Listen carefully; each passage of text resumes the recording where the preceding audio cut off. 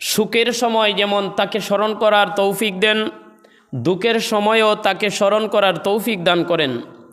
সুখে থাকলেও আল্লাহর শুকরিয়া, দুঃখে থাকলে আল্লাহর শুকরিয়া। আমরা যখন অবসর থাকি তখনও আল্লাহর শুকরিয়া, যখন আমরা দুনিয়ার কাজে ব্যস্ত হয়ে যাই তখনও ব্যস্ততার মধ্য দিয়ে আল্লাহর দরবারে হাজির হয়ে আল্লাহর শুকরিয়া আদায় করি। আল্লাহ রাব্বুল আলামিন আমাদেরকে ওই সকল মানুষের কাতারে শামিল করার কারণ অনেক মানুষ আছে মনটা চাইলে আল্লাহর শুকরিয়া আদায় করে, মনটায় চাইছে না, সে তার গাফলতির মধ্যে পড়ে থাকে।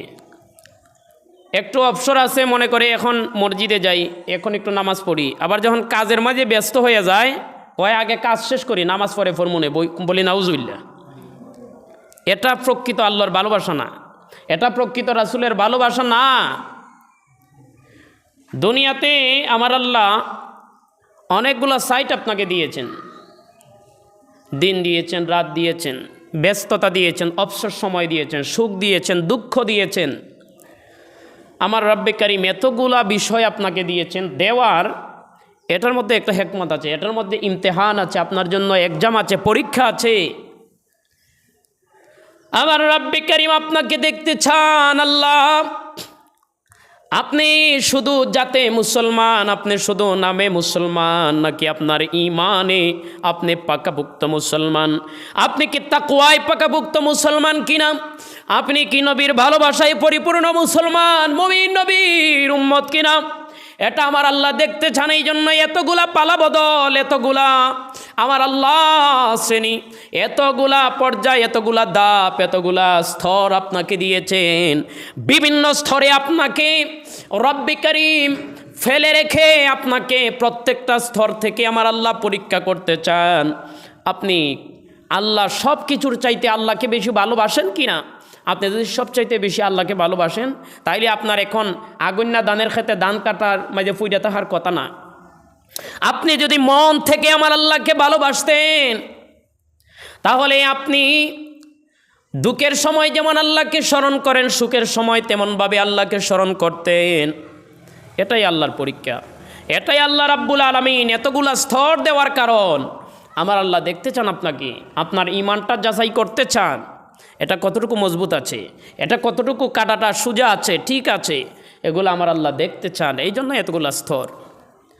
আমার বাবারা, বন্ধুরা, এই আগুন মাসের দিন অত্যন্ত সুন্দর আছে। একটা ঘূর্ণিঝড় দেখছিলাম নেটের মধ্যে, একটা ঘূর্ণিঝড় ঘুরতেছে, কিন্তু আল্লাহর রহমতে সেটা বাংলাদেশে আসবে না, সেটা চলে যাবে আপনার শ্রীলঙ্কা, ভারত, ওই অন্য দেশে।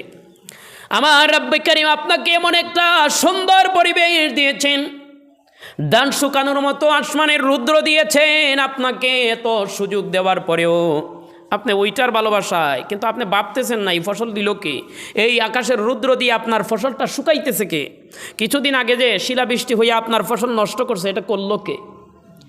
হিসাব না মিলাইয়া যদি আপনি দুনিয়াতে চলেন, দুনিয়াতে যেমন লাভবান হবেন না, আপনি আখিরাতেও লাভবান হবেন না। আমার বাবারে, বন্ধুরা, আমার রব্বে কারীম আমাদেরকে এতগুলা মানুষ, এতগুলা শ্রেণীবিন্যাস থেকে, এতগুলা স্তর থেকে আমার রব্বে কারীমকে স্মরণ করে আল্লাহর কদমে সেজদা দেওয়ার মতো সুযোগ করে দিয়েছেন। এই জন্য চিল্লায়া একবার আল্লাহর শুকরিয়ার বাণী বলি, আলহামদুলিল্লাহ। আর শুকরিয়া আদায় করি আমাদের আকা, আমাদের মৌলা নবিয়্যিনা হাবিবেনা তাবিবেনা। দুনিয়ার বাদশাহী করার জন্য আমরা পাগল হয়ে যাই, দুনিয়াতে সুখ শান্তির জন্য আমরা পাগল হয়ে যাই, কিন্তু জিনাকে আমার আল্লাহ নিজে থেকে আমার আল্লাহ বাদশাহী দিয়েছিলেন। আমার নবীজি বলেন, এই দুনিয়ার বাদশাহী তোমাদের জন্য আসল নয়, এই দুনিয়ার বাদশাহী তোমাদের জন্য স্থায়ী নয়। আমি নবীকে আমার আল্লাহ সারা পৃথিবীর বাদশাহী দিয়েছেন, শুধু তাই নয় সারা পৃথিবীর রহমত বানিয়ে দিয়েছেন। তারপরে আমি নবী আল্লাহরে বলি নাই, ওই সম্পদের দিকে তাকাই নাই, দুনিয়ার বাদশাহীর দিকে তাকাই নাই, এই দুনিয়ার রঙ্গলীলা রঙ্গ তামাশা ভালোবাসার মধ্যে আমি নবী মত্ত হয় নাই।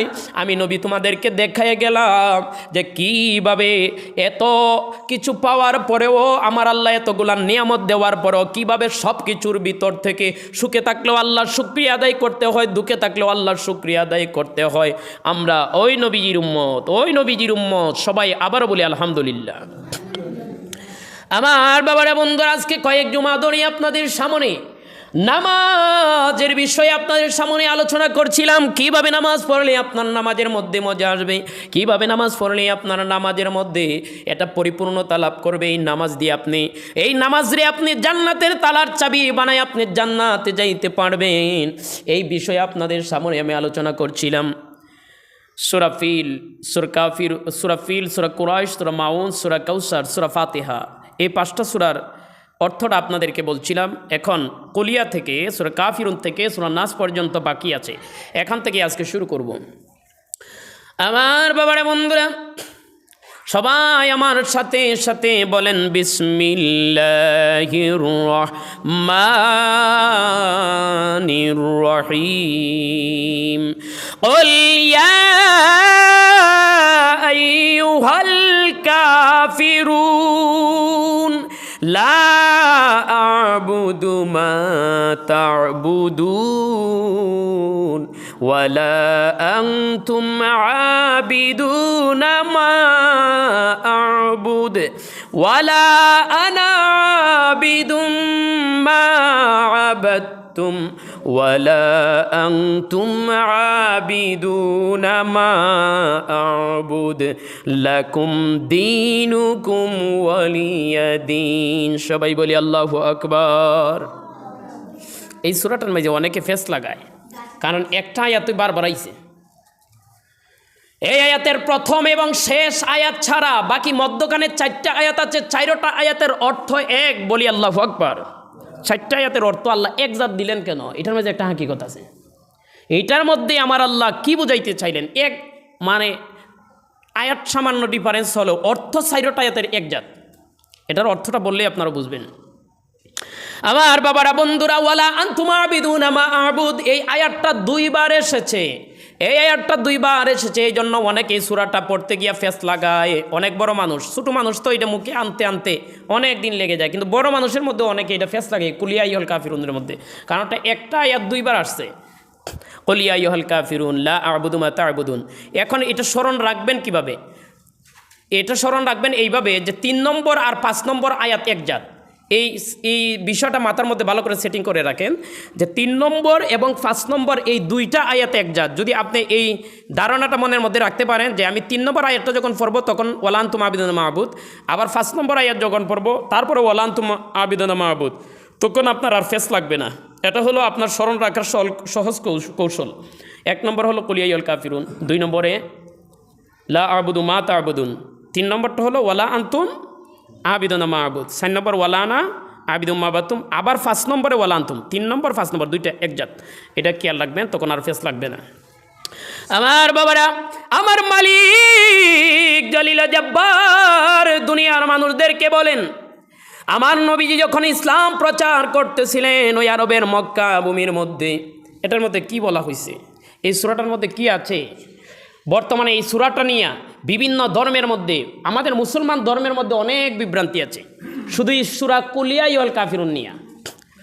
অনেকে বুঝে আমার আল্লাহ এই সূরার মধ্যে লাস্টে একটা আয়াত বলেছেন লাকুম দীনুকুম ওয়ালিয়া দীন, তোমার ধর্ম তোমার কাছে, আমার ধর্ম আমার কাছে, মানে যার জির ধর্ম যার জি পালন করবে। কিন্তু কিছু কিছু মানুষ সেটাকে বিকৃত করে বলে যে আল্লাহ বলছেন যে যার জির ধর্ম যার জির, মানে এটারে এভাবে বিকৃত করে যে কোনো ধর্মের মাঝে গিয়ে আপনি যে কোনো ধর্মের উৎসবে গিয়া শরিক হইলে কোনো সমস্যা নাই, কারণ আল্লাহ স্বাধীনতা দিছে, যে যার যার ধর্মের স্বাধীনতা দিয়েছেন। তোমার ধর্ম যেমন হক হেরার ধর্ম হক, বলি নাউজুবিল্লাহ। এইরকম ভুল তফসির করে তারা। আমার বাবারা, এই সূরাটা কেন আমার আল্লাহ দিলেন এটা আপনাকে ভালো করে বুঝতে হবে। এই জিনিসটা আপনাকে ভালো করে বুঝতে হবে। আমার নবী যখন ইসলাম প্রচার করছিলেন, ইসলামের দাওয়াত দিচ্ছিলেন, মক্কার কুরাইশ কাফের তারা মূর্তি পূজা করত। কাবাঘরের মধ্যে 360খানা মূর্তিরা তারা রেখেছিল। আমার নবী যখন এগুলার বিরোধিতা করলেন কারণ নবীর সাথে আল্লাহর সাহায্য আছে। নবীর সাথে তারা পারতেছিল না, যতই জুলুম করতেছিল, যতই নির্যাতন করতেছিল, তারা কিন্তু নবীর সাথে পারে নাই। নবী যতগুলা যুদ্ধ করেছে, উহুদের যুদ্ধ ছাড়া সব যুদ্ধের মধ্যে নবী জয়লাভ করেছেন, বলি সুবহানাল্লাহ। নবীর জীবনে প্রায় 66টার মতো যুদ্ধ করেছেন, সবগুলির মধ্যে আল্লাহর সাহায্য ছিল। নবীর সাথে যতই তারা দুশমনি করতো, কিন্তু সাহায্য আসতো আল্লাহর দরবার থেকে। আল্লাহ আসমান থেকে ফেরেশতা পাঠাইয়া নবীর দল মুসলমানদেরকে সাহায্য করতেন, বলি সুবহানাল্লাহ। এই জন্য মক্কার কাফেরারা বলল, ও মুহাম্মদ, তোমার যেই ধর্ম আছে তোমার সাথে তো আমরা পারতেছি না, এই জন্য আসো আমাদের মধ্যে একটা চুক্তি করি। তোমার যেই ধর্ম আছে, তোমার যেই নামাজ পড়ার সিস্টেম আছে, রোজা রাখার সিস্টেম আছে, আর আমাদের আছে মূর্তি পূজা করার সিস্টেম। এখন আসো আমাদের মধ্যে একটা চুক্তি করি, আমরা কিছুদিন নামাজ পড়ব, কিছুদিন রোজা রাখবো, আর তুমি মুহাম্মদ আবার আমাদের যেই পূজা উৎসব এখানে এসে কিছুদিন তুমি মূর্তির পূজা করবা। তাহলে আমরা মূর্তি পূজাও করবো, নামাজও পড়বো, রোজাও রাখবো। তাহলে তুমিও আমরার সাথে মূর্তি পূজা করবা, নামাজও পড়বা, রোজা রাখবা, মানে মিল্লা জিল্লা চলি আর কি, যাতে কোনো মানে কি না হয়, দুশ্মনী না হয়। এরা চাইছে যে মিল্লা জিল্লা চলি, চাইতেছে যে তুমি আমরারটা করো, আমরা তোমারটা করি, করলে তো আর কোনো সমস্যা নাই, আমরা মিল্লা জিল্লা যাতে এলাকার মাঝে বসবাস করতে পারি, বলেন নাউজুবিল্লাহ। আমার আল্লাহ রাব্বুল আলামিন তাদের এই প্রস্তাবের বিপরীতে আমার আল্লাহ প্রতিবাদ স্বরূপ এই কোরআনের সূরা কাফিরুন নাজিল করলেন। কুল ইয়া আইয়ুহাল কাফিরুন। এটা আমার নবীর কথা নয়, কোরআন শরীফের যতগুলা সূরা, যতগুলা আয়াত, সব আমার আল্লাহ নিজে নবীর মাধ্যমে দুনিয়াতে পাঠিয়েছেন। আমার আল্লাহ রাগান্বিত হয়ে ওই কাফেরের দলদেরকে বললেন, কুল ইয়া আইয়ুহাল কাফিরুন, ও কাফেরের দলেরা, ভালো করে শুনে রাখো। ডাইরেক্ট কাফের বলে আল্লাহ ডাক দিয়েছেন, কুল ইয়া আইয়ুহাল কাফিরুন, হে কাফেরের গোষ্ঠী, লা আ'বুদু মা তা'বুদুন। ও নবী, তারা আপনাকে যে প্রস্তাব দিয়েছে, আপনি এখন তাদের প্রস্তাবের জবাব দেন। লা আ'বুদু, আমি পারবো না তোমাদের এই মূর্তির ইবাদত করতে। লা আ'বুদু, আমি ইবাদতকারী নই। মা তা'বুদুন, তোমরা যার ইবাদত করো, তোমরা যে মূর্তির ইবাদত করো, মূর্তির পূজা করো, এগুলার ইবাদতকারী, এগুলার পূজাকারী আমি না। জোরে বলেন সুবহানাল্লাহ। এটা আমার আল্লাহর পক্ষ থেকে তাদেরকে ধমক দিয়ে আমার আল্লাহ সূরা নাজিল করলেন যে তোমরা যে ফাইজদামি শুরু করছো, যে এই যে দুকাবাজি শুরু করছো, এইটার কোনো সুযোগ নাই। নবী আপনি বলে দেন, লা আ'বুদু মা তা'বুদুন, তোমরা যার ইবাদত করো আমি তার ইবাদতকারী নই। ওয়ালা আনতুম আবিদুনা মা আ'বুদু ওয়ালা আনতুম আবিদুনা, এবং তোমরাও আমার ইবাদতকারী নও। আমার আল্লাহকে যেইভাবে মানার কথা ওইভাবে তোমরা কিন্তু যতই মুখে বলো যে তোমরা নামাজ পড়বা, কিন্তু আমার আল্লাহকে যেভাবে মানার কথা তোমরা পারবা না মানতে। আল্লাহ বলছেন মূর্তি পূজা করা যাবে না, তাইলে তুমি বলতেছো নামাজ পড়বা, তাহলে তুমি মূর্তি পূজা কইরা আবার নামাজ পড়বা, তাইলে তো আল্লাহ যেভাবে বলছে এইভাবে তুমি মানতেছো না। আমার আল্লাহ বললেন, ওয়ালা আনতুম আবিদুনা, আপনি বলে দেন তোমরা আমাদের ইবাদতকারী নও। ওয়ালা আনতুম আবিদুনা মা আ'বুদ, আমি যার ইবাদতকারী এইরকম ইবাদতকারী তোমরা নও। ওয়ালা আনা আবিদুম মা আবাদতুম, একই আয়াত ঘুরাইয়া ফিরে 4 বার বলা হয়েছে। আমার আল্লাহ রাগান্বিত হইয়া এমনভাবে বললেন যে এটা কোনোভাবে সম্ভব না, একবার বললেই কিন্তু হইতো। এই 4টা আয়াতের অর্থ একজাত। লা আ'বুদু মা তা'বুদুন, আমি তার ইবাদতকারী নই, তোমরা যার ইবাদত করো। ওয়ালা আনতুম আবিদুনা, এবং তোমরাও ইবাদতকারী নও, মা আ'বুদ, আমি যার ইবাদত করি। ওয়ালা আনা আবিদুম মা বাদতুম, ওয়ালা আনা, আমি ইবাদত করি নই, আবিদুম মা বাদতুম, তোমরা যে মূর্তির পূজা করো, যাদের ইবাদত করো, সূর্যের পূজা, মাছের পূজা, গাছের পূজা, এগুলার আমি ইবাদতকারী নই। ওয়ালা আনতুম আবিদুনা মা আ'বুদ, তোমরা যার ইবাদত করো আমি তার ইবাদত করি। মানে একটা আয়াত, একবার নয়, 2 বার নয়, 4 বার একই মর্মার্থের আয়াত আমার আল্লাহ বললেন। লাস্টে আমার আল্লাহ বললেন, লাকুম দীনুকুম ওয়ালিয়া দীন, তোমরা যে ফাইজলামি শুরু করছো এটা চলবে না। তোমরা যে ভ্রান্ত ধর্ম পালন করো এটা তোমাদের জন্য, এটা আমার নবীর জন্য নয়। আর আমার নবী যেটা পালন করে, তোমরা যতই মুখে মুখে বলো না কেন, তোমরা মূর্তির পূজা কইরা আমার এই ধর্ম পালন করার কোনো সুযোগ নাই। লাকুম দীনুকুম ওয়ালিয়া দীন, তোমাদেরটা তোমাদের কাছে, আর মুসলমানেরটা মুসলমানের কাছে। তোমাদেরটা তোমাদেরকে জাহান্নামে নিয়ে যাবে, আর মুসলমান যেটা করে এটা তাদেরকে জান্নাতে নিয়ে যাবে, বলি সুবহানাল্লাহ। তাইলে এটার কোনো সুযোগ নাই। মুসলমান যে হিন্দুরার পূজার উৎসবে যায়, বলে ধর্ম যার যার উৎসব সবার, এইটার কোনো সুযোগ নাই। সূরা কাফিরুনের অর্থ আপনি পরে দেখবেন যে এটার কোনো সুযোগ আসেনি। আপনি হিন্দুরার পূজার মধ্যে যাইবেন এরকম কোনো সুযোগ নাই। এরা এই কাফেরের গোষ্ঠী যতই আপনার এই সুন্দর সুন্দর কথা বলুক, এরা প্রকৃতপক্ষে মালাউন। মালাউন একটা গালি, মালুন মানে অভিশপ্ত। যারা আল্লাহরে মানে না এরা এমনিতেই অভিশপ্ত। মুখে এক কথা বলবে, আপনারে অন্তরের মধ্যে তারা কিন্তু বিষ। মুখে আপনাকে সুন্দর সুন্দর কথা বলবে। আমার বাবারা বন্ধুরা, এই যে ভারতের বাবরি মসজিদ, এত পুরানা মসজিদ তারা ভাঙ্গে কি করছে, এখানে মন্দির বানাইছে। এখানে আগে নাকি মন্দির ছিল। মুসলমানের কোনো হিন্দুদের কোনো মন্দির বাংলাদেশ মাঝে ভাঙ্গে মসজিদ বানাইছে এরকম আপনারা ইতিহাস জানেন? কোনো জায়গায় আমি শুনি নাই। কিন্তু তা ভারতের বাবরি মসজিদ ভাঙ্গিয়া এখানে মন্দির বানাইছে। বর্তমানে একটা নিউজ দেখলাম, এই যে খাজা বাবা আজমিরি, আপনার আজমির শরীফ, এটা মুসলমানের কত ঐতিহ্য, আল্লাহর ওলি এখানে শুয়ে আছেন। এখন তারা আওয়াজ তুলছে যে এখানে নাকি আগে মন্দির ছিল, মন্দির ভাঙ্গিয়া নাকি আমরা মাজার বানাইছি, বলি নাউজুবিল্লাহ। এখন তারা এটারে নিয়ে ষড়যন্ত্র শুরু করছে, খাজা বাবার মাজার ভেঙে এখানে মন্দির বানানোর জন্য। এই জন্য এই মালাউন এরা কোনোদিনও আপনার বন্ধু হবে না। যতই মুখে আপনার সুন্দর সুন্দর কথা, সুন্দর সুন্দর কথা কোন সময় বলে জানেন? যতক্ষণ পর্যন্ত তাদের স্বার্থ হাসিল হয় ততক্ষণ আপনার সাথে সুন্দর কথা বলবে। আপনি তাদেরকে স্বার্থ দিতে পারবেন না, আপনার সাথে আর আপনার দুশ্মনী করবে। এরা হলো স্বার্থের পাগল, এরা হলো দুনিয়ার কুত্তা। আমার বাবারা বন্ধুরা, এই জন্য আমার আল্লাহ সূরা কাফিরুনের মধ্যে স্পষ্ট জানিয়ে দিয়েছেন যে তুমি মুসলমান হওয়ার পরে অন্য ধর্মের যে ইবাদত এগুলাতে যাওয়া, এই ইবাদতগুলা করার কোনো সুযোগ নাই। কারণ তারা মুখে মুখে যত সুন্দর কথাই বলুক, অন্তর থেকে তোমাকে ভালোবাসবে না, তোমাদের ধর্মেও আসবে না। যদি তোমার ধর্মে আসে তাতে অটোমেটিক তারা মুসলমান হয়ে যাবে, আবার তো তাদের মূর্তি পূজার করার কোনো সুযোগ নাই। কিন্তু এরা এমন খারাপ, এরা মুখে মুখে সুন্দর কথা বলবে, কিন্তু তাদের অন্তরের মাঝে তোমার লাগিয়া বিষ রাখিয়া তুইব, এই বিষ দিয়ে ওই তোমারে মারব। আমার বাবারা বন্ধুরা, তারপরে সূরা নসরের মধ্যে আমরা কি বলি? এইভাবে যখন আমার নবীকে তারা বিভিন্ন প্রস্তাব দিচ্ছিল, আমার নবীকে নির্যাতন করছিল, নবী সহ্য করছিলেন। নবীজি আল্লাহর দরবারে বলেন, আল্লাহ রব্বে করিম, আমি আর কি করব? তাদেরকে দাওয়াত দিলেও তারা শুনে না, তারা বুঝে না, তারা আমার উপর নির্যাতন বাড়িয়ে দিচ্ছে। আমার আল্লাহ রাব্বুল আলামিন সূরা নসরের মধ্যে বললেন, বিসমিল্লাহির রহমানির রহিম, ইযা জাআ নাসরুল্লাহি ওয়াল ফাত। ও নবী, আপনি জেনে রাখেন, ইযা জাআ, যখন আসবে, নাসরুল্লাহ, আল্লাহর সাহায্য। এরা যতই এখন দুকাবাজি করুক, দেখবেন এমন একদিন আসবে, ইযা জাআ নাসরুল্লাহ, আল্লাহর সাহায্য এমন একদিন আসবে। ওয়াল ফাতহু, ইযা জাআ নাসরুল্লাহি ওয়াল ফাতহু, ও নবী, আল্লাহর সাহায্য যেদিন এসে যাবে, ওয়ারাআইতান নাসা, আপনি দেখতে পাবেন মানুষদেরকে কি হিসাবে?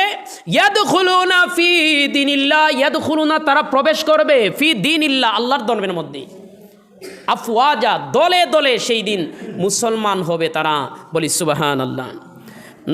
নবীজিকে যখন তারা মক্কা থেকে নির্যাতন করার পরে নবীজি মদিনাতে চলে গিয়েছিলেন, 10ম হিজরিতে, হিজরতের 10ম বছরে নবীজি আবার মক্কাতে চলে আসলেন। ওই দিন মক্কাতে যত কাফের বেদিন ছিল, ওই দিন মক্কাতে যত অমুসলিম ছিল, বেশিরভাগই নবীজির কাছে দলে দলে তারা হাত দিয়ে ইসলাম গ্রহণ করেছিল, বলি সুবহানাল্লাহ। এই কথাটাই আমার আল্লাহ ইঙ্গিত দিয়েছিলেন, ইযা জাআ নাসরুল্লাহি ওয়াল ফাত, নবী, যেই দিন আল্লাহর সাহায্য আসবে, ওয়ারাইতান নাস ইয়াদখুলুনা, আপনি দেখতে পাবেন, ইয়াদখুলুনা, তারা প্রবেশ করবে, ফি দীনিল্লাহি আফওয়াজা, দলে দলে আল্লাহর ধর্মের মধ্যে।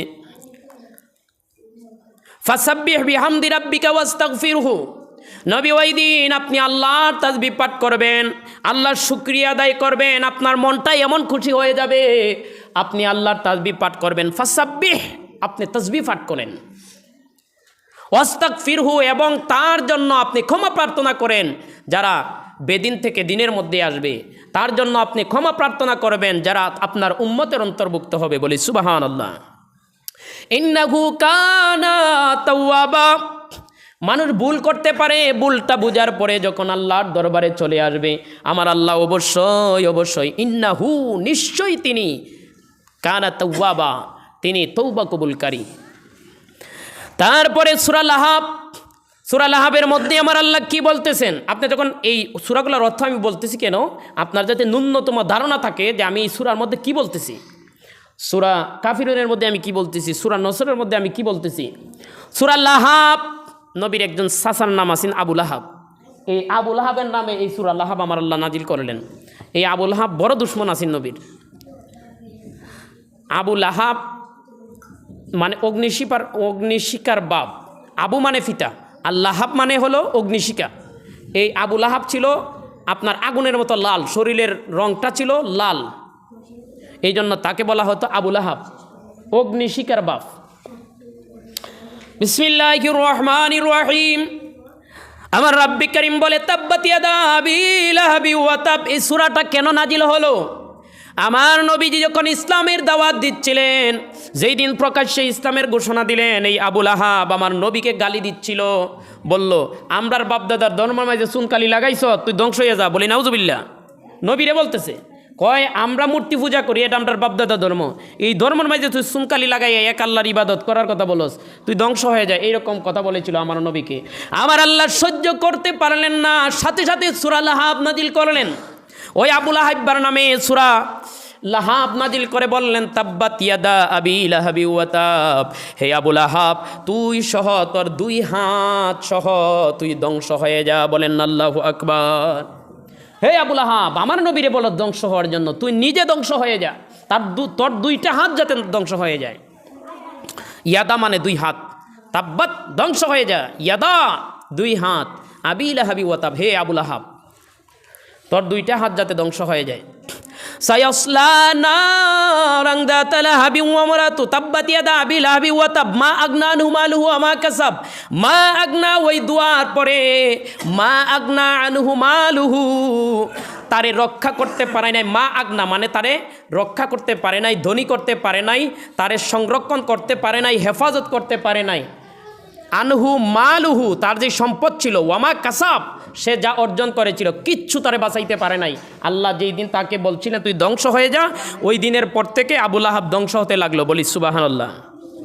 মা আগনা আনহু মালুহু ওয়ামা কাসাব, ওই দিন আল্লাহর গজব নাজিল হওয়ার পরে আবু লাহাবকে কেউ বাঁচাইতে পারে নাই, তার সম্পদ তারে বাঁচাইতে পারে নাই, তার সন্তানাদি, তার পরিবার, তার আত্মীয় স্বজন, সে যা অর্জন করেছিল কিছুই তাকে বাঁচাইতে পারে নাই। সায়াসলা নারান যাতা লাহাবি ওয়া ইমরাতু, অচিরেই সে আল্লাহর অভিশাপ দেওয়ার পরে জাহান্নামের মধ্যে মিলিত হয়েছিল। সায়াসলা অচিরেই, ইয়াসলা মিলিত হবে, নারান মানে আগুন, যাতা লাহাবি ওয়া তাব, সে অচিরেই জাহান্নামের আগুনে নিমজ্জিত হয়েছিল, সে অচিরেই ধ্বংসের দিকে নিপতিত হয়েছিল। ওমারা আতুহু, এবং তার যে স্ত্রী ছিল সে আরো বড় ডাহাইতাছিন। বেটানদের মাঝে কিছু বেটান দেখবেন এরা বেটানদের চেয়ে আরো গরম থাকে।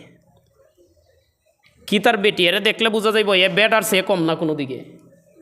এই বেটিয়ে নবীর চাচি ছিল, কিন্তু এই বেটিয়ে যাইতো আমার নবী যেটা মারার জন্য। বলেন নাউজুবিল্লাহ। এই বেটি এমন বেদ তুমি যাচ্ছিন। ওমারা আতুহু, আবু লাহাবের সাথে সাথে তার যেই স্ত্রী, তার যেই ওয়াইফ ছিল, সেও যাতে ধ্বংস হয়ে যায়, সে তো যাতে ওই আগুনের মধ্যে নিমজ্জিত হয়ে যায়। আমার আল্লাহ বললেন হাম্মালাতাল হাতাব, সে ছিল লাকড়ি বহনকারিনী। ফার থেকে আপনারা আগে গিয়া ফার জঙ্গলতে বাগানতে গিয়া লাকড়ি আনতেন। তো এইরকম এই আবু লাহাবের বউ ছিল, সে ওই ফাঁড়তে গিয়া জঙ্গলতে গিয়া লাকড়ি তুকাই আনতো, আইনা বাজারের মাঝে বিক্রি করতো। এই কথা বলবা না। হাম্মালাতাল হাতাব, সে ছিল লাকড়ি বহনকারিনী। সে কিভাবে ধ্বংস হয়েছে তার একটা ইতিহাস আছে। ফি জিদিহা হাবলুম মিন মাসাদ, পরের আয়াতে আমার আল্লাহ বললেন এই কাহিনীটা। ফি জিদিহা হাবলুম মিন মাসাদ, তার গলায় ছিল খেজুরের পাকানো দড়ি। সে বেশি লোভী ছিল। লাকড়ি যদি একটু বোঝাটা বেশি বড় হয়ে যায় তুলতে কষ্ট হয়, ঠিক না? তুলতে কষ্ট হয়, কিন্তু সে যতই কষ্ট হোক লাকড়ির বোঝা সামনে যা পাইতো তাই লইতো। লোভ বেশি ছিল, বড় করতে করতে বেশি বড় করছে। তো মক্কার মাঝে বড় বড় পাথর আছে, এই পাথরের উপরে এটা টেলাইয়া তুলছে, লাকড়ির আটাটারে টেলাইয়া তুললিয়া তারপরে আপনার এটা মাথাত লইতে গেল। আর লাকড়ি বাঁধছে যে খেজুরের রশি দিয়া, এই রশিটা একটু এই যে গরু বানতে আপনারা কি হস্কা গিরু দেন? এটা কি কয়? হস্কা গিরু নি বলে? কতটুকু জায়গা ওই যে ফাঁসি দিয়ে যে মানুষের এইভাবে দড়িটা এমন হয়ে আছে, আর সে যখন লইতে গেছে তখন এই দড়িটা তার মাথার ভিতরে ঢুকে গেছে, আর এমনি যখন লইতে গেছে মাথার ভিতরে ঢুকছে, আর এমনি উল্টে গিয়ে আর একটা পাত্তরের দিকে লটকে রয়েছে এই বুঝা, আর ওই জায়গার মধ্যে সে ফাঁসি লাগিয়ে মারা গেছে।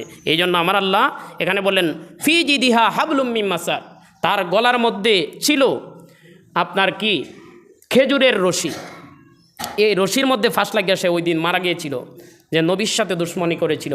হাম্মালাতাল হাতাব, আমার আল্লাহ বললেন সে এই লাকড়ি বহনকারিণী, এর একটা হাকিকত আছে। লাকড়ি বহনকারিণী, সে তো প্রকৃতপক্ষে লাকড়ি বহনকারিণী ছিল। আরেকটা কাহিনী মুফাসসিরিনে কেরাম বলে যে ওই দিন কিয়ামতের ময়দানে দুনিয়াতে সে লাকড়ি বহন করতো, লাকড়ি তুকাইতো বাগানে গিয়া। ওই লাকড়ি জাহান্নামের মধ্যে আবু লাহাবকে পুরানোর জন্য সে আগুন যত লাকড়ি পাইবে তত আগুন বাড়বে। সে ওই দিন আগুনের মাঝে বেশি বেশি লাকড়ি দিব যাতে আবু লাহাব আরও বেশি বেশি জ্বলে। বলেন নাউজুবিল্লাহ। আমার বাবারে বন্ধুরা, তারপরে সূরা ইখলাস আপনারা এখানে জানেন, কুল হুয়াল্লাহু আহাদ, বলেন আল্লাহ কারো মুখাপেক্ষী নন, তিনি এক। কুল হুয়াল্লাহু আহাদ, হে নবী আপনি বলেন আল্লাহ এক, আল্লাহর সাথে কাউকে শরীক করা যাবে না, আল্লাহকে রাইকে অন্য কারো ইবাদত করা যাবে না। আল্লাহুস সামাদ, আল্লাহ অমুখাপেক্ষী, আল্লাহ কারো ধারেন না। আমরা তো প্রয়োজনে একজন আরেকজনের কাছে যাই, একজন আরেকজনের কাছে ধরা, এর সাথে যদি কুস্তা করিতে আমার কেজা মাইরে দিব, এরকম কোনো আমরা ভয় থাকে মনের মধ্যে। কিন্তু আল্লাহর কেজা দেওয়ার মতো আল্লাহরে আর কেউ নাই। আল্লাহুস সামাদ, আল্লাহ অমুখাপেক্ষী। লাম ইয়ালিদ ওয়া লাম ইউলাদ, আল্লাহ কারো থেকে জন্মগ্রহণ করেন নাই এবং কাউকে জন্ম দেন নাই। ওয়া লাম ইয়াকুল্লাহু কুফুয়ান আহাদ, আমার আল্লাহর সমকক্ষ সমান হওয়ার মতো যোগ্যতা পৃথিবীতে আর কেউ নাই। বলি সুবহানাল্লাহ। কুল আউযু বিরাব্বিল ফালাক, কুল আউযু বিরাব্বিন নাস। আসল টাইম শেষ, বলবো আরেকদিন ইনশাল্লাহ। আমার বাবারা, দানের সিজন চলতেছে, আমরা ফসল কাটছি। এটা প্রতি দানের সিজনেই আমরা মসজিদের মধ্যে যখন আমরা দান কাটি, কিছু আল্লাহর ঘরে দেওয়ার চেষ্টা করি। তো এইবারও কম বেশি মোটামুটি সবার দান কাটা লাগছে, মোটামুটি সবাই কাটতে ফেলাইছে দান। এখন আপনারা চেষ্টা করবেন আল্লাহর ঘরে দেওয়ার জন্য, আর মসজিদ কমিটি ওনারা সিদ্ধান্ত নেবেন কোন দিন ওনারা দান তোলার জন্য বের হবেন। আপনারা আল্লাহর ঘরে দেওয়ার চেষ্টা করবেন, কৃপণতা করবেন না। শিলে নিয়ে গেলে আর কৃপণতা কইলেও কোনো লাভ হবে না।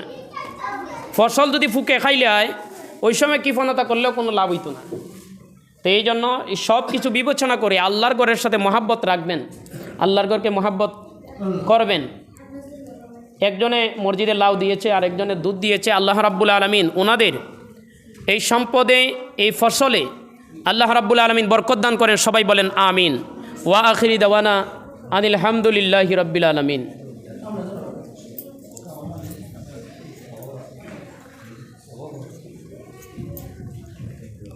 পরে তুললেন নিলে পরে তুললেন। আল্লাহুম্মা আমিন। الصلاة والسلام عليك يا رسول الله، الصلاة والسلام عليك يا حبيب الله، الصلاة والسلام عليك يا شفيع المذنبين، أرني بجمالك يا رحمة للعالمين، يا رب كريم يا مليك مولا। আল্লাহ খাস করে আমরা যা কিছু আলোচনা করলাম, মনি বুলবিয়াদবি মাফ করে আল্লাহ পরিপূর্ণ মর্মার্থ আমাদের অন্তরে রেখে তোমার গোলামি করার তৌফিক দান ফরমাও আল্লাহ। ও দয়াল খালিক মালিক, আমরার জীবনের গুনাহগুলি মাফ ফরমাও আল্লাহ। আমাদের কামাই রুজির মাঝে তুমি বরকত দান ফরমাও। আমাদের মসজিদ তুমি সুন্দর করার ব্যবস্থা করে দাও। তোমার বান্দারা তাদের সম্পদ থেকে একটু একটু করে তোমার ঘরকে সুন্দর করার জন্য একটু একটু সম্পদ দেওয়ার চেষ্টা করে। প্রতি জুমায় আসলে সাথে করে তোমার ঘর মসজিদের জন্য আল্লাহ সাথে করে কিছু নিয়ে আসে, পকেটে করে 10 টাকা 20 টাকা 50 টাকা নিয়ে আসে। মাওলা প্রত্যেকের দানগুলি উসিলা করে তাদেরকে তুমি বরকত বাড়াইয়া দাও। ও মনিব আল্লাহ বরকত দেন ওয়ালা তুমি আল্লাহ যে যে জিনিসটা দিয়ে তোমার ঘরে সহযোগিতা করে প্রত্যেকটা জিনিসের মধ্যে লক্ষ কোটি বরকত তুমি বাড়াইয়া দাও। আয় আল্লাহ, আমরার মধ্যে যারা বেমারি অসুস্থ আছে আল্লাহ তুমি সুস্থতা দান ফরমাও। মনিব আমরা তোমার হাওলা হয়ে গেলাম বিউসিরাতিল মুস্তাফা লা ইলাহা ইল্লাল্লাহু মুহাম্মাদুর রাসূলুল্লাহ সাল্লাল্লাহু আলাইহি ওয়াসাল্লাম। আসসালামু আলাইকুম ওয়া রাহমাতুল্লাহি তাআলা ওয়া বারাকাতুহু। السلام عليكم ورحمة الله تعالى وبركاته. الصلاة والسلام عليك يا رسول الله. الصلاة والسلام عليك يا حبيب الله. الصلاة والسلام عليك يا شفيع المذنبين. أرني بجمالك يا رحمة للعالمين. الحمد لله رب العالمين، والصلاة والسلام على من كان نبيا وآدم بين الماء والطين، وعلى آله وأصحابه وأهل بيته وأولياء أمته وعلماء أهل سنته أجمعين. اللهم صل على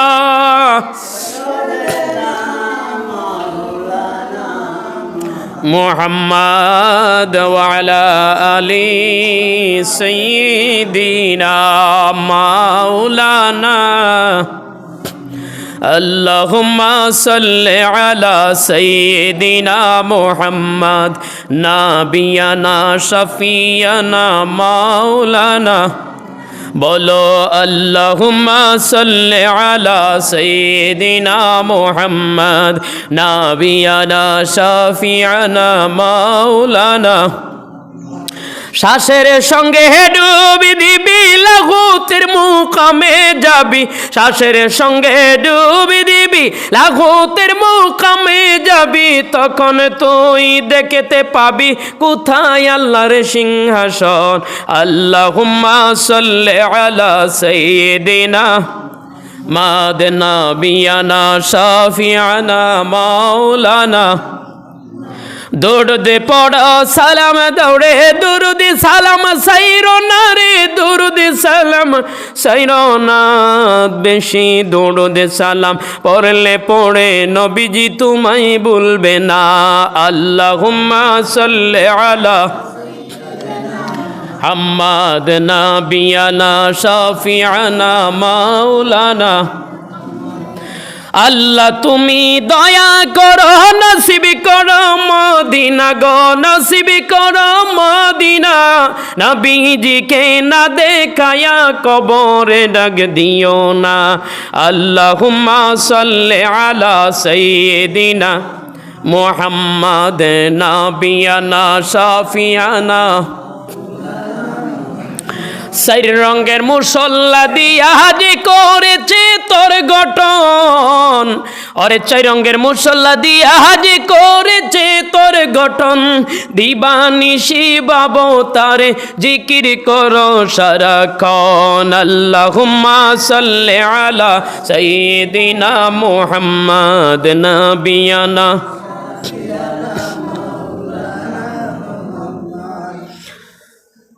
মৌলায়া সাল্লি ওয়া সাল্লিম দাইমান আবাদান আলা হাবিবিকাল খায়রিল খালকি কুল্লিহি। সম্মানিত মুআজ্জিজ মোহতারাম মুতাওয়াল্লি, মুসল্লিয়ানে কেরাম, মুরব্বিয়ানে আজম, উলামাই কেরাম, তুলামাই আজম, হুফাজুল কোরআন, ছোটো ছোটো সোনামণিরা, পর্দার আড়ালে আবেদা সালেহা তহেরা জহেরা, আমার মা ও বোনেরা, সকলের প্রতি আউয়ালুল কালাম আবারও পেশ করছি শান্তির বাণী। আসসালামু আলাইকুম ওয়া রাহমাতুল্লাহি তাআলা ওয়া বারাকাতুহু। আসুন আমরা মালিকের দরবারে শুকরিয়া জ্ঞাপন করি যে মালিক আমাদেরকে